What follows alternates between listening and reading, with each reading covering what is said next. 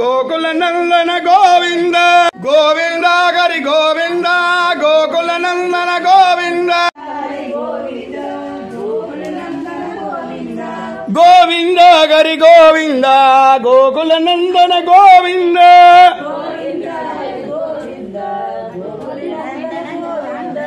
గోవింద హరి గోవింద గోకుల నందన గోవింద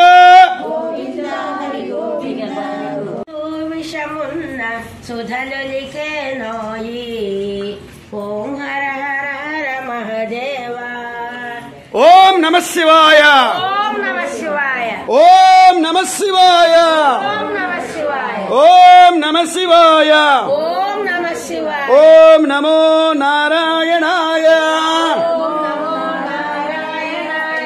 ఓం నమో నారాయణాయ గోవింద హరి గోవింద గోకుల నందన గోవింద గోకుల నందన గోవింద జై గణేశ జై గణేశ జై గణేశ జై గణేశ గోవింద గోకుల నందన గోవింద గోవింద హరి గోవింద గోకుల నందన గోవింద గోవింద హరి గోవింద గోకుల నందన గోవింద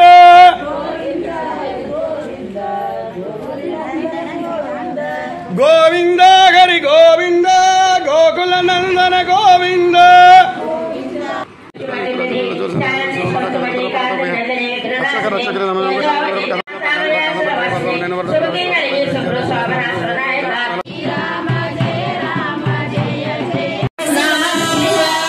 ఓం నమ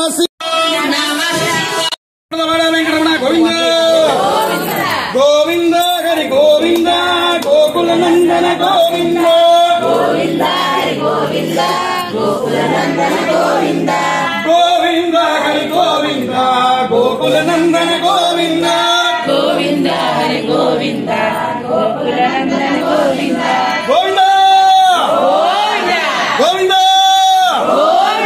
గోవింద శ్రీవారి 59వ జపయజ్ఞ పారాయణ సందర్భంగా భోగి గణపతి పీఠంలో కార్తీక మాసాన్ని పురస్కరించుకుని దామోదరుని యొక్క దీపోత్సవంతో శ్రీవారి సంకీర్తన కార్యక్రమాన్ని తిరుమల తిరుపతి సేవా సమాజం సభ్యులు నిర్వహించడం జరిగింది. ఈ యొక్క శ్రీవారి సంకీర్తన కార్యక్రమం అనేటువంటిది స్వయంభువుగా భోగి గణపతి 2008 జనవరి 14వ తేదీన మకర సంక్రాంతి నాడు ప్రభవించారు.